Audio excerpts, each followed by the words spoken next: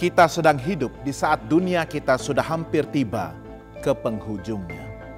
Peristiwa-peristiwa akhir zaman sudah pun kian digenapi dan telah pesat terjadi di sekeliling kita. Ramai yang berasa putus asa dan telah kehilangan pengharapan mereka. Kesan daripada masa-masa kesukaran dan pelbagai jenis permasalahan serta tekanan hidup. Ramai yang sedang mencari-cari jawaban kepada segala persoalan hidup mereka. Berita baik untuk Anda, Alkitab akan memberikan kita segala jawabannya. Marilah kita menerokai fakta-fakta menakjubkan daripada Alkitab untuk pengharapan terakhir kita pada akhir zaman ini.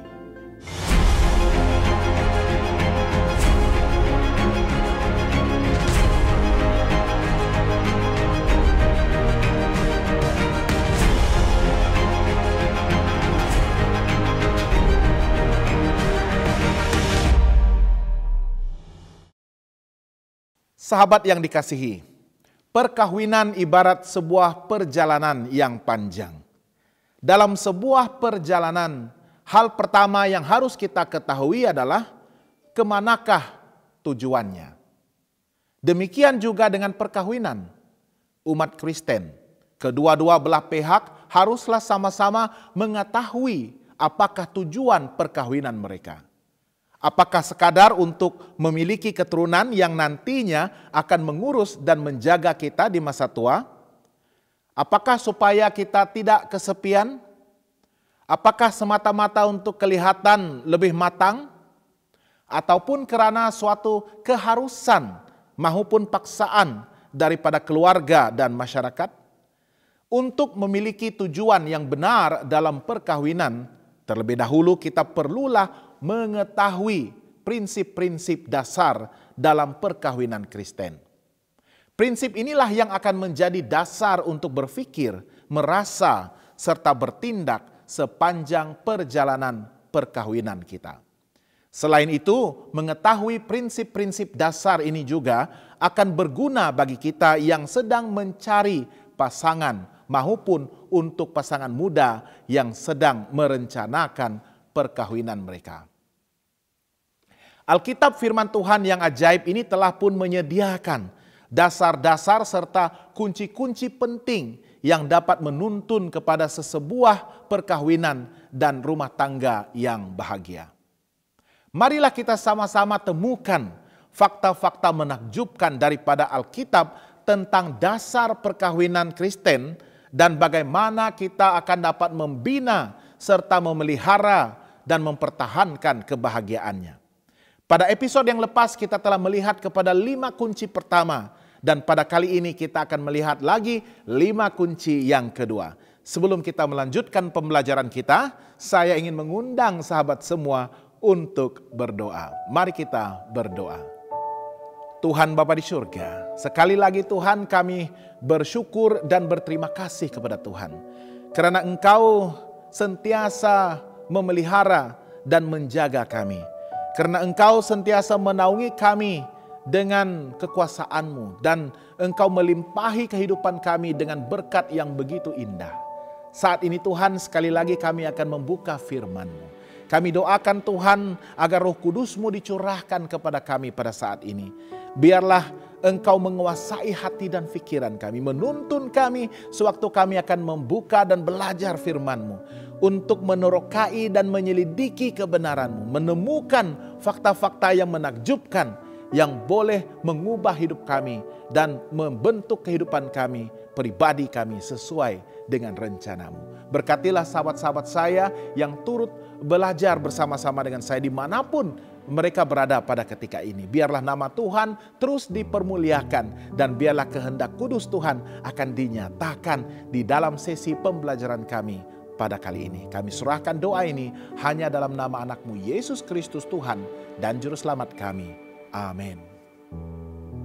Kunci yang keenam, jadikanlah Tuhan Yesus sebagai inti atau pusat rumah tangga kita. Mari kita perhatikan beberapa ayat Alkitab yang berikut.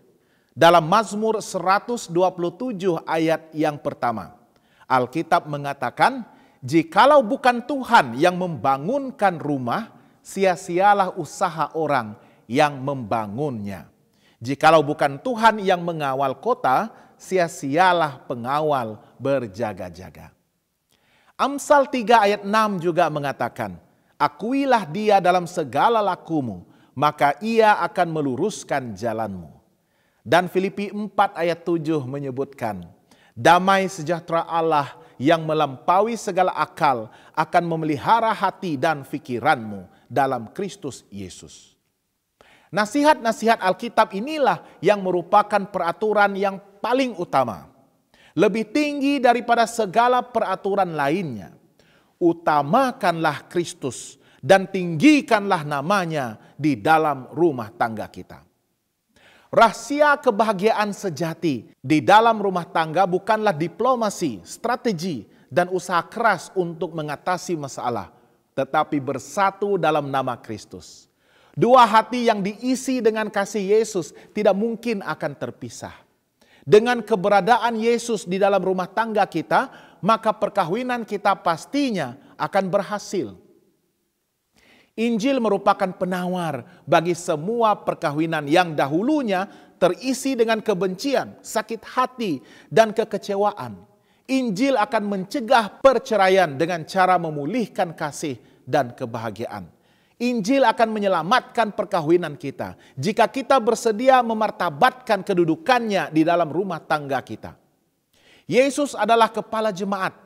Dan sudah pastinya jemaat yang pertama itu dimulakan di dalam rumah tangga kita. Dia akan mengepalai dan memimpin suami istri dalam apa sahaja tindakan serta keputusan yang akan diambil di dalam sesebuah rumah tangga itu. Kunci yang ketujuh, berdoalah bersama-sama. Mari kita bacakan beberapa ayat Alkitab lagi. Dalam Matius 26 ayat 41, Yesus berkata, berjaga-jagalah dan berdoalah, supaya kamu jangan jatuh ke dalam pencobaan. Roh memang penurut, tetapi daging lemah. Dalam Yakobus 5 ayat 16 juga, firman Tuhan ada menyatakan, karena itu hendaklah kamu saling mengaku dosamu, dan saling mendoakan, supaya kamu sembuh. Doa orang yang benar bila dengan yakin didoakan sangat besar kuasanya. Dan Yakobus 1 ayat 5. Tetapi apabila di antara kamu ada yang kekurangan hikmat, hendaklah dia memintanya kepada Allah, yang memberikan kepada semua orang dengan murah hati dan dengan tidak membangkit-bangkit. Maka hal itu akan diberikan kepadanya. Berdoalah bagi satu sama lain. Dan biarkanlah pasangan kita mendengar bahwa kita sedang mendoakannya. Ini merupakan nasihat yang sangat baik dan pastinya efektif. Bersujudlah di hadapan Tuhan dan mintalah agar Dia akan sentiasa mengaruniakan cinta sejati untuk kita. Kemahuan untuk saling memaafkan, kekuatan dan kebijaksanaan untuk menemukan jalan penyelesaian bagi masalah-masalah kita. Tuhan sudah memberikan jaminan bahwa Dia akan menjawab setiap permohonan doa kita. Orang yang berdoa sudah tentu tidak secara otomatis lepas dari segala kebiasaan buruknya, tetapi dia akan memiliki hati yang begitu rindu untuk melakukan apa sahaja yang benar. Tidak akan ada rumah tangga yang rosak dan musnah sekiranya semua anggota keluarga secara tulus berdoa bersama-sama meminta pertolongan Tuhan. Orang-orang Kristen haruslah sentiasa percaya kepada kuasa doa. Dan pastinya doa boleh mengubah segala sesuatu. Bahkan mengalihkan segala kegelapan dan menggantikannya dengan terang kasih yang begitu ajaib dan indah sekali. Janganlah pernah putuskan perhubungan kita dengan Tuhan melalui doa yang sungguh-sungguh. Dan persatuan doa antara suami dan istri membawa kepada kuasa yang luar biasa tahapnya, serta kesannya terhadap sesebuah rumah tangga itu. Kunci yang ke-8, sejak dari awal perkawinan kita sepakatilah bahwa perceraian itu bukanlah penyelesaian yang baik. Alkitab sangat menegaskan bahwa perkawinan itu merupakan ikatan kudus yang harus dikekalkan. Yesus berkata dalam Matius 19 ayat 6, demikianlah mereka bukan lagi dua, melainkan satu. Karena itu apa yang telah dipersatukan Allah tidak boleh diceraikan manusia.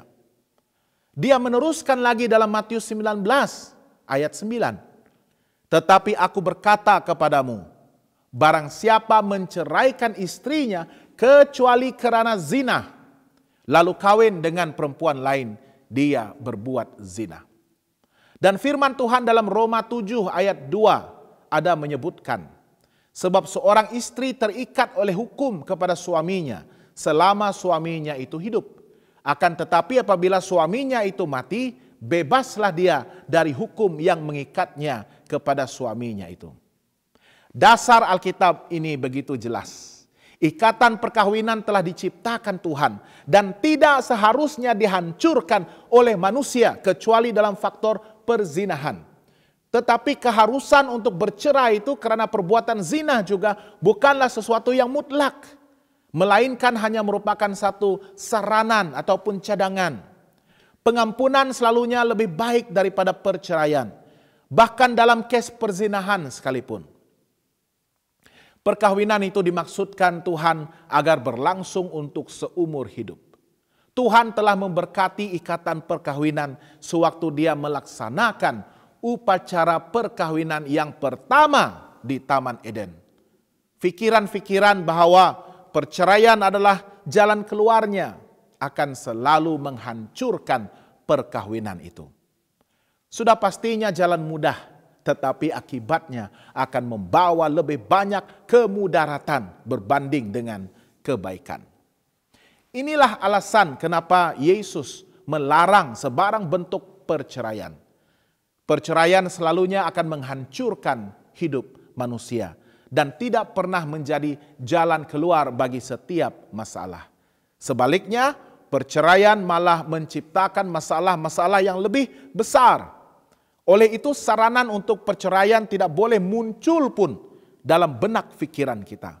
Hati yang hancur, kekecewaan, ketidakbahagiaan, dan hidup yang porak-poranda akan pasti menjadi kesan langsung daripada perceraian. Bahkan keinginan untuk hidup sekalipun mungkin akan lenyap. Tuhan mendirikan institusi perkawinan untuk melindungi kemurnian dan sukacita manusia, untuk menyediakan keperluan sosial mereka, dan untuk meningkatkan kualiti jasmani, mental, dan moral mereka. Sumpah perkawinan adalah salah satu kewajiban yang paling suci dan mengikat yang dapat dilafazkan dan dipertahankan oleh manusia. Memandang remeh akan sumpah perkawinan itu selalu akan mengakibatkan keterpisahan manusia dari berkat-berkat Tuhan. Kunci yang ke-9, usahakanlah agar rumah kita hanya didiami oleh keluarga dengan ikatan darah yang langsung. Bapa sebagai kepala keluarga, istri dan anak-anak kita. Mari kita bacakan ayat-ayat seterusnya. Dalam Keluaran 20 ayat 14 dituliskan di dalam ke-10 hukum Allah, jangan berzina. Amsal 31 ayat 11 dan 12 juga menyatakan, hati suaminya percaya kepadanya. Suaminya tidak akan kekurangan keuntungan. Dia berbuat baik kepada suaminya dan tidak berbuat jahat sepanjang umurnya. Maliaki 2 ayat 14 juga menyatakan, dan kamu bertanya, oleh kerana apa? Oleh sebab Tuhan telah menjadi saksi antara engkau dan istri masa mudamu, yang kepadanya engkau telah tidak setia, padahal dialah teman sekutumu dan istri seperjanjianmu. Dan rantaian ayat dalam Amsal 6 ayat 23, 24, 25, 26, dan 29 menasihatkan. Kerana perintah itu pelita dan ajaran itu cahaya, dan teguran yang mendidik itu jalan kehidupan, yang melindungi engkau terhadap perempuan jahat, terhadap kelicikan lidah perempuan asing. Janganlah menginginkan kecantikannya dalam hatimu. Janganlah terpikat oleh bulu matanya. Karena bagi seorang sundal, sepotong rotilah yang penting. Tetapi istri orang lain memburu nyawa yang berharga. Demikian juga orang yang menghampiri istri sesamanya. Tiada seorang pun yang menjamahnya akan luput dari hukuman. Keakraban keluarga tidak boleh dibahagikan dengan orang lain. Bahkan dengan orang tua ataupun mertua sekalipun. Adalah dosa besar apabila kita melanggar perintah Tuhan ini. Orang ketiga yang bersimpati ataupun mendengarkan keluhan-keluhan kita adalah alat iblis untuk mencemari hati suami atau istri. Selesaikanlah masalah-masalah rumah tangga kita secara pribadi. Tidak seorang pun kecuali pendeta atau pakar, perunding, penasihat rumah tangga yang boleh ikut campur dalam urusan rumah tangga kita. Bersikap jujurlah terhadap satu sama lain. Dan janganlah pernah merahasiakan sesuatu. Janganlah ucapkan sindiran yang menyakiti perasaan suami atau istri kita. Belalah satu sama lain apabila diserang oleh pihak luar. Dan singkirkanlah pengaruh pihak luar yang berusaha untuk menyusup ke dalam. Perzinahan akan selalu melukai kita dan semua orang yang terkesan. Tuhan yang tahu segala pikiran, tubuh dan kerangka emosi kita, dan Dia juga amat mengetahui akan hal-hal yang dapat membangunkan atau menghancurkan kita. Dia telah mengatakan, jangan berzina. Dan kalau Dia sudah firmankan jangan, maksudnya ada ketegasan pada perintahnya itu. Untuk jangan melakukan zina. Orang yang melanggar ke-10 hukum Tuhan pasti akan menerima akibat-akibatnya. Oleh itu jika mulai ada godaan, hancurkanlah dengan segera. Kalau tidak dihancurkan secepat mungkin, maka kegelapan yang tidak dapat disingkirkan akan hadir di dalam kehidupan kita. Dan kunci yang ke-10, Tuhan memberikan standar kasih. Usahakanlah agar kita dapat mencapainya. Mari kita bacakan standar kasih sejati Tuhan ini dalam 1 Korintius 13 ayat 4 hingga 8. Kasih itu sabar, kasih itu murah hati, dia tidak cemburu, dia tidak memegahkan diri dan tidak sombong. Dia tidak melakukan yang tidak sopan dan tidak mencari keuntungan diri sendiri. Dia tidak pemarah dan tidak menyimpan kesalahan orang lain. Dia tidak bersuka cita karena ketidakadilan, tetapi karena kebenaran.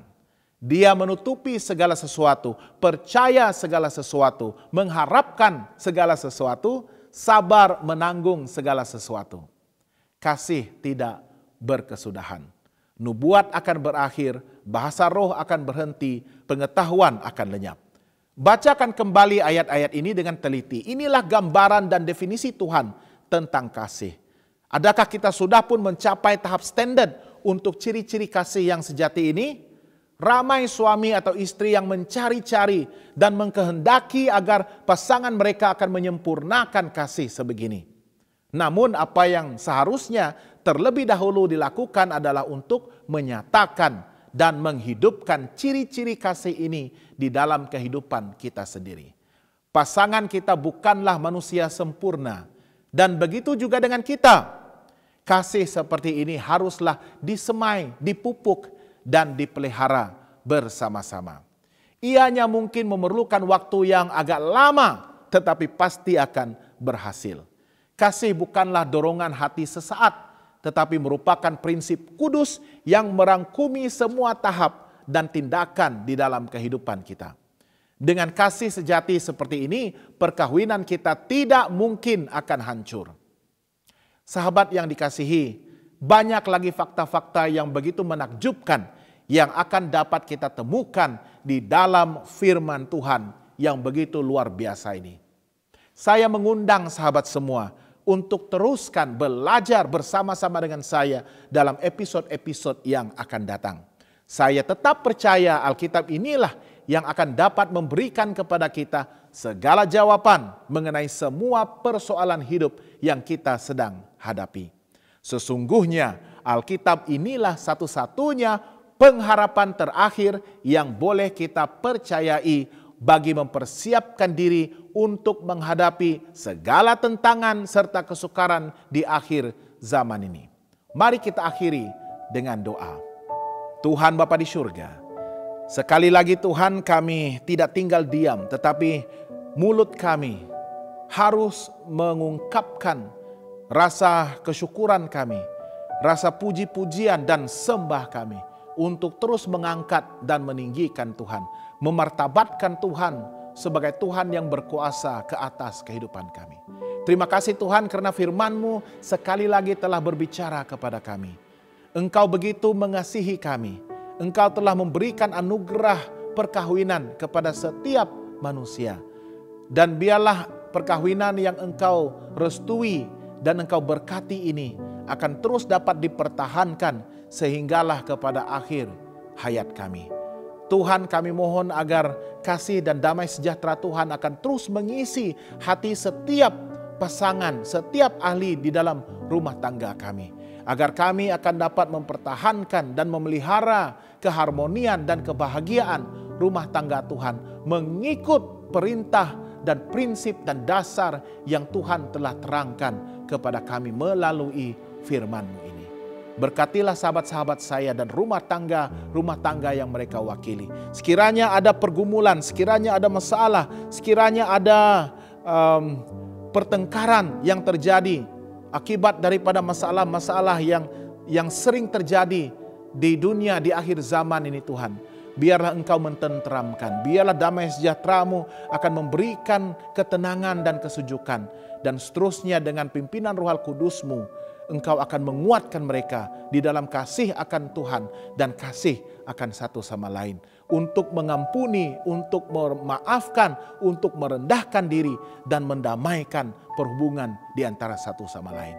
Terima kasih Tuhan, kami mohon agar Tuhan akan terus menyertai kami dalam pelajaran kami di episode-episode yang akan datang. Kami serahkan diri kami, tubuh kami, jiwa kami, rumah tangga kami, keluarga kami hanya ke dalam tangan Tuhan. Pada kali ini kami doakan hanya di dalam nama Yesus Kristus Tuhan dan Juru Selamat kami. Amin. Sekiranya sahabat semua mempunyai sebarang pertanyaan, doa permohonan, ataupun ingin mengetahui dengan lebih lanjut tentang fakta-fakta Alkitab ini, bolehlah menulis kepada kami melalui alamat email prayer@hopetv.asia.